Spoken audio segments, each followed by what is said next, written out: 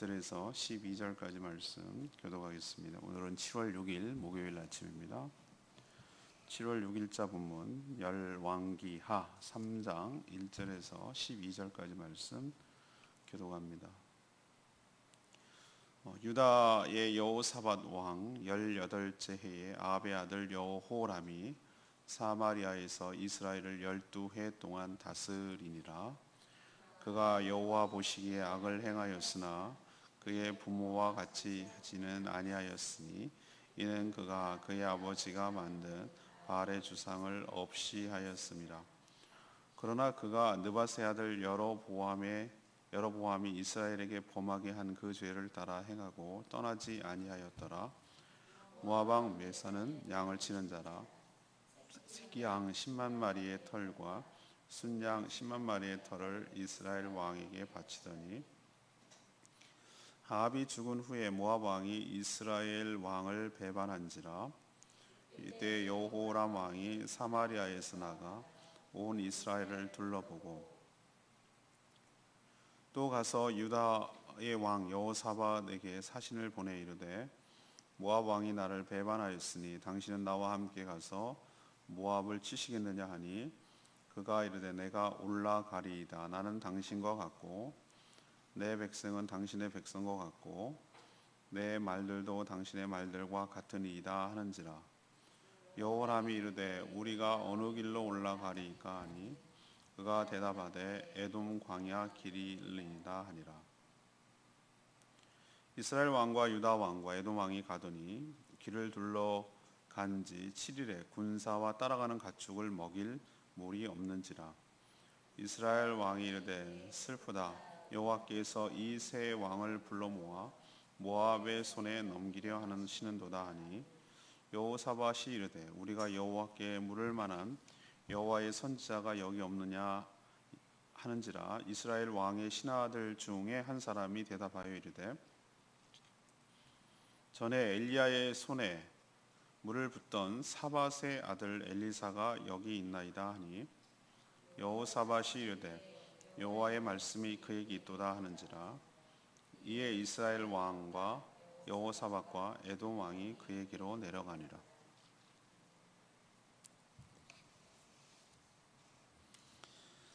아하시아에 이어서 여호람이 북이스라엘의 왕이 되죠. 그는 아버지 아합처럼 바알을 섬기지 않고 그 주상을 없앴지만 여전히 악을 떠나지 않았다라고 평가를 하고 있습니다. 북이스라엘에게 모압이 이제 배반을 했죠. 힘이 빠졌다는 겁니다. 그래서 유다 왕 여호사밧에게 여호람이 뭐라고 제안하냐면은 모압이 배반을 했으니 함께 치러 가지 않겠느냐, 징벌하러 가자 이렇게 제안을 했는데 이에 응합니다. 또 여기에 에돔까지 붙어서 삼국 동맹을 맺고 모압을 진압하러 간 거, 조공을 제대로 바치지 않았다는 얘기죠. 전쟁에 가는 길에 물이 없어요. 그래서 가축하고 또 자신 군사들이 먹을 물이 없자 이 여호람이 하나님께서 세 나라를 여기로 불러 모아서 모압에게 넘기려 하는도다 이렇게 이제 불평하는 거죠. 근데 여호사밧은 하나님의 뜻을 물을 선지자가 없습니까? 라고 묻자 엘리사가 있습니다 라고 대답하는 장면이 오늘 전체적인 스토리입니다. 이 여호람 그리고 여호사밧 이 사람들 왕이죠. 북이스라엘과 남유다의 왕인데 이 둘의 모습을 통해서 우리가 깨닫는 교훈은 무엇인가? 누가 무엇을 깨닫습니까? 이 첫 번째로 1절에서 3절까지 말씀, 큰 죄를 작은 선으로 덮을 수는 없다는 거예요. 여호와의 말씀대로 아하시아가 죽었죠. 난간에서 떨어져서 내려오지 못할 것이다. 바알세불에게 물으러 갔다가 예언대로 죽은 것이죠. 그리고 그의 동생 여호람이 북이스라엘의 왕이 되어서 12년을 다스렸다고 말합니다. 그는 그렇게 악명 높았던 아버지 아합, 이세벨 그 사이에서 태어났죠. 그 아합이 만들어서 섬겼던 바알이라는 주상을 없앴어요. 그러니까 형체, 그 우상 틀이죠. 그것을 없앴어요. 대단한 일 아닙니까? 어떻게 아합과 이세벨 같은 부모에게서 이런 자녀가 나왔는지 모를 정도로 큰 일을 했어요. 하지만 오늘 역사는 뭐라고 평가합니까?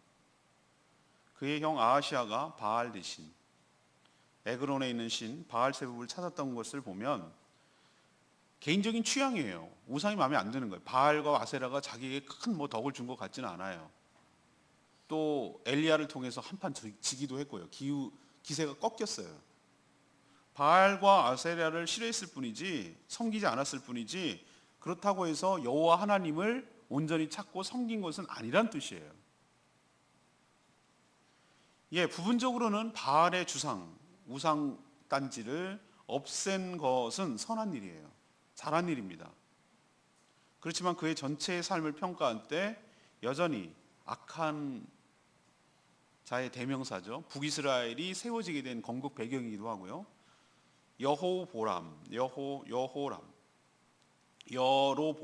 여로보암이 북이스라엘을 세운 초대 왕이거든요. 그 사람의 길을 갔다라는 얘기는 하나님을 배신하고 우상을 섬기고 자기 마음대로 살았다 그 얘기예요. 이 사람은 여호람이고 자기 초대 왕이 여로보암의 길을 갔다 우상을 만들고 섬기는 죄는 여전했다라고 오늘 성경은 기록하고 있어요. 여전히 악한 길에서 떠나지 않은 것이죠. 오늘 첫 번째로 우리에게 교훈을 주는 건 이거예요. 네, 작은 선을 행했다고. 그러니까 바알 우상 단지를 깨부시는 일을 했다고 해서 그가 전체적인 삶을 놓고 볼 때 하나님을 찾고 하나님을 구하고 하나님을 섬기고 하나님을 신실하게 따랐다는 건 아니라는 거예요. 다시 말해서 작은 선을 행했다고 해서 근본적인 죄악이 무마되거나 사라지거나 덮어지는 건 아니란 뜻이에요. 우리는 삶의 한 부분을 보는 것이 아니고 그 사람의 삶의 태도 전체를 봐야 되는 것이. 우리도 가끔 보면요, 악한 사람들도 가끔 착한 짓 합니다. 그걸 모르십니까? 얼마나 오히려 더 악을 덮으려고 더 착한 짓 합니다. 그렇다고 그 사람이 선하다고 말합니까? 아니죠. 쇼하는 거죠. 취향일 뿐이죠. 우리도 그것을 잘 구분해야 될 것이고, 우리도 작은 것 하나 해놓고서 그동안 지은 죄가 다 이걸로 무마되는 것으로 착각하면 안 될 것입니다. 우리 전반적인 삶을 돌아보고 하나님을 향한 나의 근본적인 태도를 먼저 살피는 것이 옳은 태도일 줄로 믿습니다. 두 번째 얘기는 4절에서 8절까지 말씀인데요. 너그러움하고 단호함은 구별할 줄 알아야 된다는 거예요. 너그러움과 단호함을 분별할 줄 알아야 된다. 이미 그의 형 아하시아 때 옆에 나라 모압이 배반했죠. 그 자기 아버지 아합 때까지는 국력이 그래도 셌어요. 악했지만 욕심이 많은 이세벨하고. 그래서 이 모압은 어떤 존재였냐면 이스라엘에게 조공을 바쳤어요. 모압이 이제 목축업을 주로 하는 데인데 새끼 양 10만 마리, 순양 10만 마리의 털을 조공으로 바쳤어요. 아니 10만 마리가 얼마나 많습니까? 또 왜 새끼 양을 할까? 순양은 또 왜 그렇지? 여러분 털도 종류가 다를 것 같아요, 그죠? 새끼 양의 털을 깎아서 보내는 건 왜 그렇죠? 보드라올 때, 제 그냥 추측이에요. 저는 막 상상력을 막 동원하거든요. 원래 성경을 읽을 때 그렇게 하는 거예요. 새끼 양하고 왜 그걸 구분해서 10만 마리씩 할까? 그래, 새끼 양은 털이 보들보들하고 그러니까 아주 극세사로, 요즘 지금 극세사인 거예요. 극세사. 그걸 갖다가 용도가 다른 거죠. 순양은 또 용도가 다른 거죠. 거칠거칠하고 또 외투를 입거나 뭘 할 때 만들어야 되는 거죠.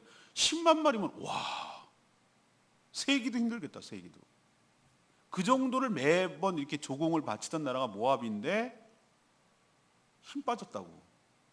아버지 아합이 죽고 그 아들들이 되니까 이제는 해볼 만하다 이거죠. 그래서 모압이 배반을 했어요. 자기 형 아하시아 때. 여호람은 이 사실을 알고 자신의 힘만으로는 부족했는지 자기 아버지 아합 때처럼 남쪽 나라 유다의 여호사밧하고 결혼 관계를 맺고 막 이랬거든요. 같이 동맹도 하고 싸움으로 갔다가 된통은 났거든요. 여호사밧이. 그런데 또 한 번 동맹을 제안하는 거예요.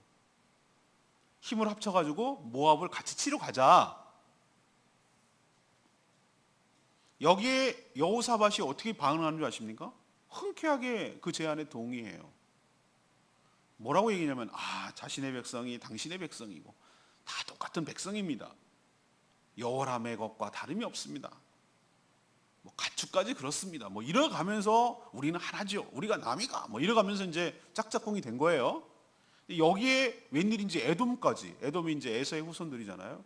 북이스라엘, 남유다, 에돔까지 합세를 한 거예요. 뭔가 모압이 껄끄러웠던 것 같아요. 모압을 견제하지 않으면 자기들도 뭔가 이해관계가 있으니까 모압을 세 나라가 치겠다라고 동맹을, 삼국 동맹을 맺고 모압을 침략하러 떠난 거예요.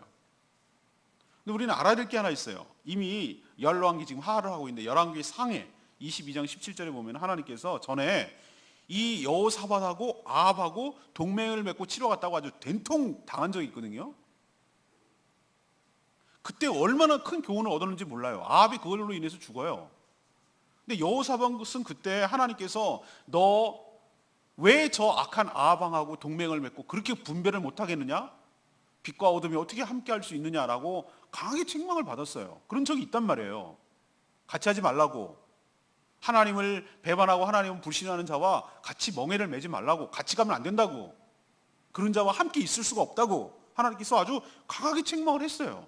그런데도 정신 못 차리고 그 아들 때가 돼가지고 아들하고도 또 지금 동맹을 맺는 거 보세요. 제가 오늘 뭐라고 두 번째 얘기했습니까? 너그러움과 단호함은 구별할 줄 알아야 된다.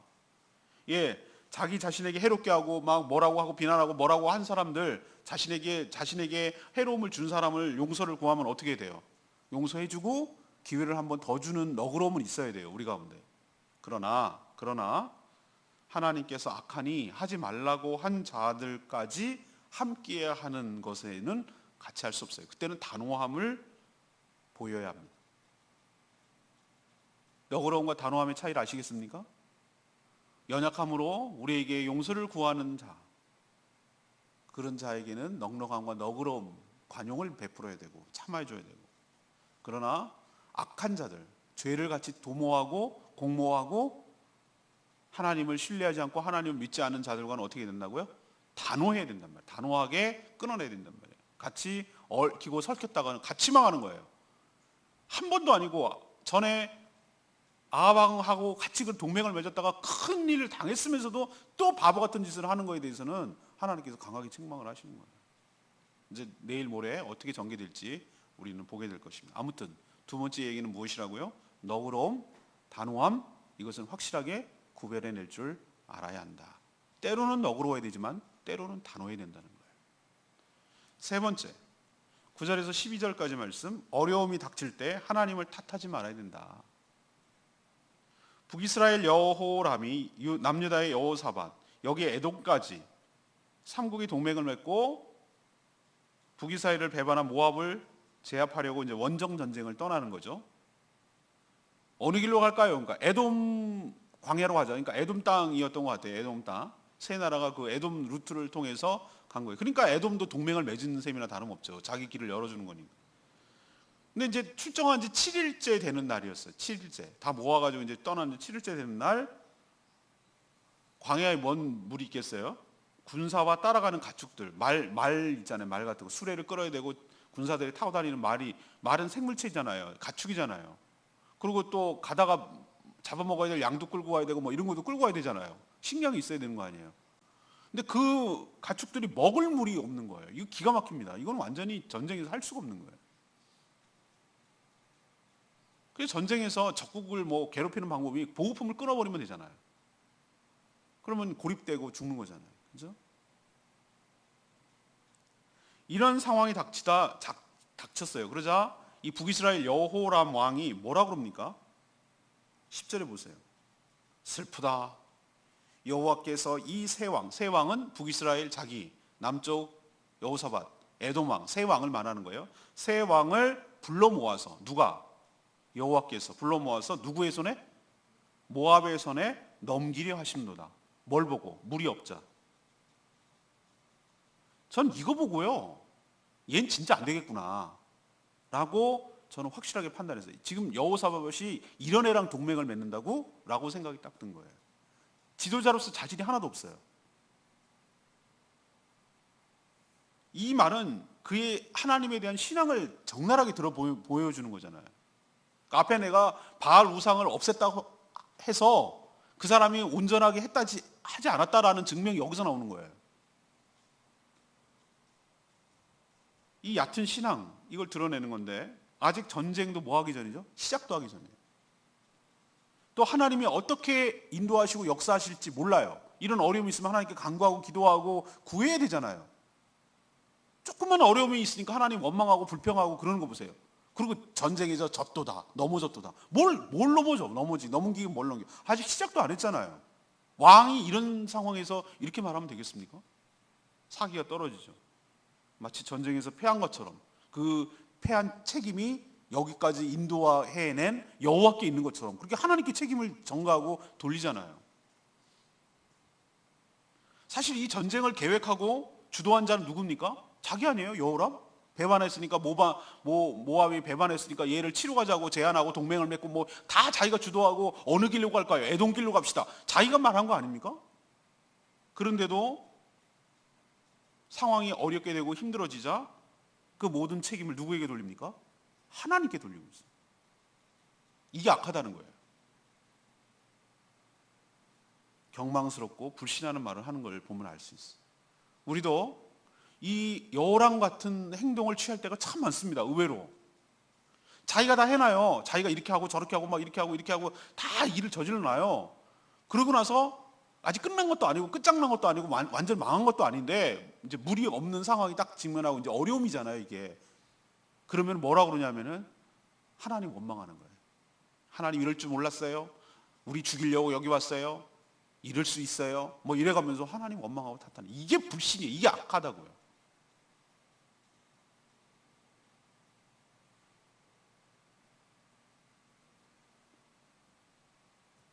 어려움이 닥칠 때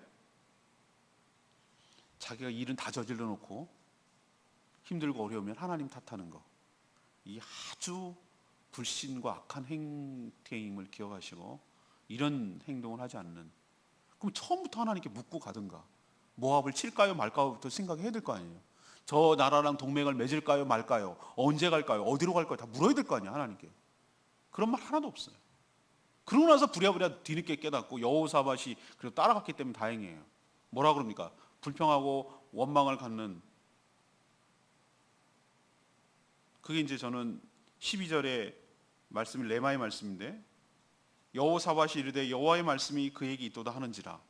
이 얘기는 뭐냐면 모압을 치러 갔던 삼국 동맹국이 길을 가다가 물이 없자 여호람이 하나님을 탓합니다. 원망합니다. 근데 여호사밧은, 따라가는 여호사밧은 그 걔와는 좀 달랐어요. 그래도 신앙이 있는 거예요. 뭐라 그럽니까? 당장 딱 물이 없자 이런 상황이 닥치자 이 사람은 어떻게 나옵니까? 하나님께 물을 선지자를 찾아요. 하나님의 뜻을 물을 선지자를 찾는다고. 그래서 북이스라엘, 그것도 북이스라엘입니다. 북이스라엘 신하 중 한 명이 엘리야의 제자, 엘리야의 물을 이렇게 손을 닦게 해줬다는 거는 수종 들었다는 거예요. 수제자. 물을 닦아가지고 스승님 물 닦으시죠. 우리 이름 수도꼭지 틀어주는 거예요. 이렇게. 밥 먹을 때는 맨손으로 먹으니까 이렇게 따라주잖아요. 그러면 손을 씻었단 말이에요. 수도 역할을 해주는 거죠. 그러니까 아주 측근 중에 측근, 수제자가 있습니다라고 말을 신하가 합니다. 그러니까 여호사밧이 뭐라고 합니까? 즉각 여호와의 말씀, 오늘 읽은 말씀이에요. 12절 말씀. 여호와의 말씀이 누구에게 있으니? 그에게 있으니 그에게로 가자라고 세 나라 왕을 제안을 해요. 세 나라 중에 그 중이 제일 나아요. 그래도 모든 인생의 해답은 바로 하나님께 있는데 하나님의 어떤 것으로 우리가 알 수 있는, 하나님의 여호와의 말씀을 통해서 우리가 하나님의 뜻을 알 수 있게 될 줄로 믿습니다. 이게 오늘 레마의 말씀, 붙들어야 될 말씀이에요. 오늘 제가 세 가지 얘기했는데 이 전체가 벌써 하나님의 말씀이고 교훈이잖아요. 우린 지금 재밌는 옛날 얘기를 들으려고 온 거 아니잖아요.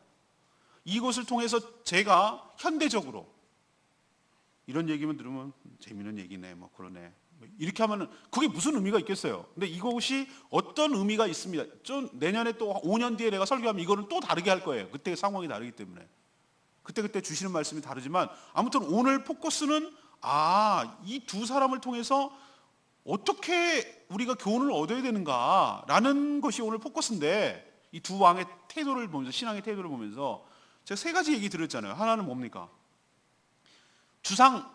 바알 주상을 없앴다는 이유만으로 그의 삶이 다 옳게 평가받는 건 아니라고. 그 뒤에 그 불신의 말을 보세요. 다 하나님 원망하고 탓하는 거고. 우리가 전체를 봐야지. 작은 것으로 악한 것을 덮을 수는 없다고. 그 얘기를 오늘 교훈을 주는 거고, 또 하나는 뭡니까? 단호한 거하고 너그러움은 구별할 줄 알아야 된다고.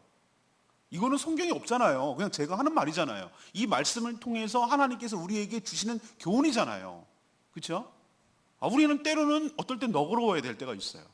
너무 야박하게 굴고 마음 상하게 하면 안 돼요. 때로는 수용해야 되고 포용하고 참고 기다리고 관용을 베풀어야 될 때가 있어요. 연약함에 대해서는. 그러나 악함에 대해서는 단호해야 돼요. 단호해야 된다고. 함께 가면 안 된다고. 악함과 연약함을 잘 구분할 줄 알아야 된다고. 여호사밧은 그것에서 실패했다고. 세 번째 교훈은 뭡니까? 여호람 보세요. 힘들고 어렵고 지가 다 해놓고서 안 되니까, 물 없으니까 뭐를 탓합니까? 하나님 탓하잖아요. 우리 셋을 갖다 모아가지고 모압에게 넘기려고 했다고. 이게 얼마나 불신의 말이냐 말이에요. 우리도 안 되면 하나님 탓하는 거, 이건 정말 악한 태도예요. 삼가 조심해야 될 줄로 믿습니다. 오늘 이 세 가지 교훈 붙들고 말씀대로 살아가고 승리하는 저와 여러분 되기를 소망합니다. 우리 아까 불렀던 찬양 72장 찬양지 부르고 기도하도록 하겠습니다.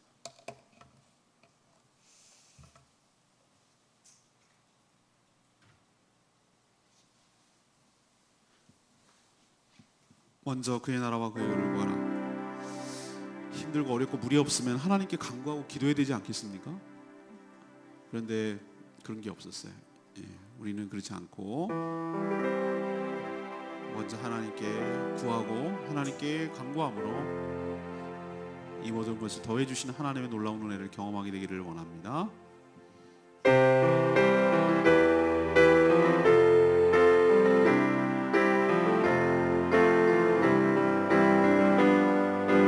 먼저 그 나라와 그를 구하라. 그 나라와 그 의를 그리하며 이 모든 것을 너희에게 더하시리. 할렐루야.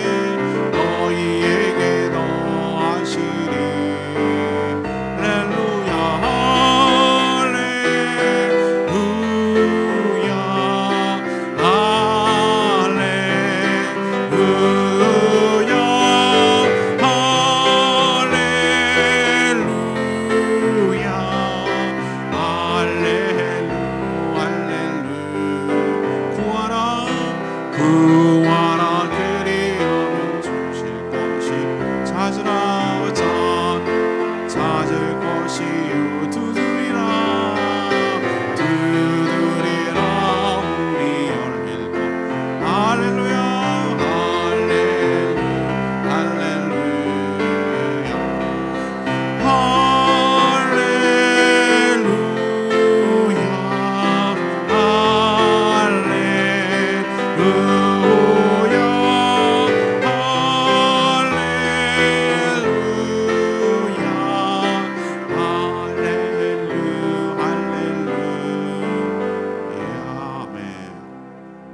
물이 없으면 하나님을 원망하고 탓하지 말고 하나님께 구하고 찾아야죠. 여호사밧이 그렇게 했는데 여호람 보세요. 우리를 죽이려고 여기 데려왔도다. 이게 얼마나 불신입니까? 이 모든 탓을 하는 비겁함이 여기에 보이잖아요. 근데 우리는 안 그럴 거라고 생각하지 마세요. 우리도 어렵고 힘들면 하나님 원망하고 자기가 다 저질러 놓고서 이런 경우가 얼마나 많은지 모릅니다.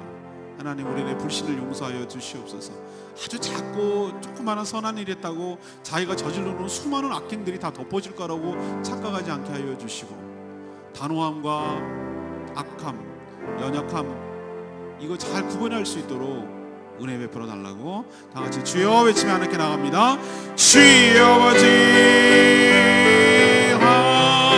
할렐루야.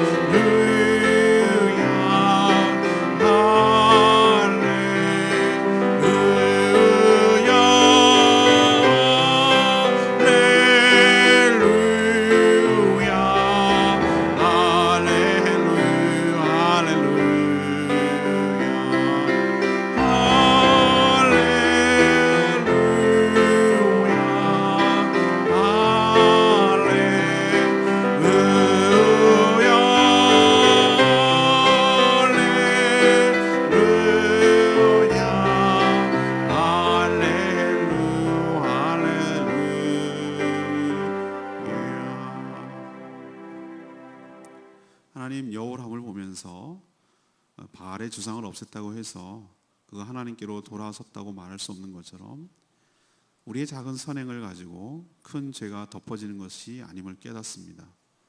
저희들의 모든 삶이 온전히 하나님을 향하게 하여 주시옵소서. 자신이 생각하고 행한 일임에도 잘 되지 않으면 하나님을 탓하고 원망하는 아주 악한 악습을 버리게 하여 주시옵소서. 빛과 어둠이 공존할 수 없듯이 죄를 짓는 악한 자와는 단호하게 거절하고 잘라내게 하여 주시옵소서. 그러나 연약함으로 우리에게 용서를 구하는 자에게는 너그럽게 대하게 하여 주시옵소서. 오늘도 주님의 말씀에 모든 인생의 해답이 있음을 고백합니다. 말씀을 들었사오니 그 말씀대로 살아가는 저희들 되게 하여 주시옵소서. 오늘도 하나님 앞에 간구하고 기도하는 제목마다 응답하여 주시고 선한 길로 인도하여 주시옵소서. 주님께 모든 것 맡기옵고 예수 그리스도의 이름으로 축복하며 기도합니다. 아멘. 오늘 하루도 믿음으로 살아가는 복된 하루 되기를 축복합니다. 기도하겠습니다.